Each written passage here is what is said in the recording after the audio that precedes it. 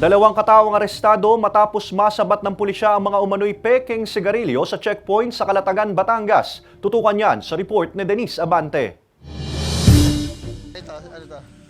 16 na kahon ng umano'y peke at iligal na sigarilyo na naglalaman ng tig-50 rim ng mga kaha ang nasabat ng Calatagan Police pasado alas 11 kagabi sa checkpoint na kanilang isinasagawa sa bahagi ng National Highway sa Barangay Balibago, Calatagan, Batangas. Arestado ang dalawang lalaking lula ng sasakyan na pawang mga residente sa bayan. Ayon sa pulisya, isang tawag mula sa opisyal ng Bureau of Customs Batangas ang nagtimbre sa kanila ng posibleng pagdaan ng SUV mula sa lungsod ng Calaca.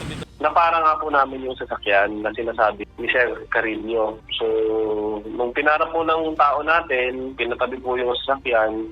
Pagbukas po ng daanan ng driver at na-flashlightan po yung loob ng sasakyan, nakita na po yung mga kahon ng sigarilyo. Sa inisyal na inventaryo ng Calatagan Police at Bureau of Customs Batangas, nasa humigit kumulang 320,000 pesos ang halaga ng mga nasabat na peke at iligal na sigarilyo. Posible rin umano na ibebenta ang mga naturang sigarilyo sa iba't ibang barangay sa bayan ng Calatagan at itawid din sa Lubang Island sa Occidental Mindoro ayon sa pulisya. Initially, sa amin pong nag-iimbestiga, ito po daw ay sinalo lang nila galing sa hindi nila malaman na source dahil lang box nila yung nakakaalam. Itinawag lang daw po sa kanila na tatagpuan nila yung supplier sa Calaca. Pinasa lang daw po sa kanila, tumagpulang daw po sa sasakyan. Papunta po sila dito sa Calatagan, i-distribute po yung mga sigarilyo sa mga tindahan at yung iba po dadalhin sa lubang. Hindi pa matiyak ng pulisya kung may kaugnayan ang mga nakumpiskang pekeng sigarilyo sa ni-raid na pagawaan ng sigarilyo sa Agoncillo, Batangas noong November 2023.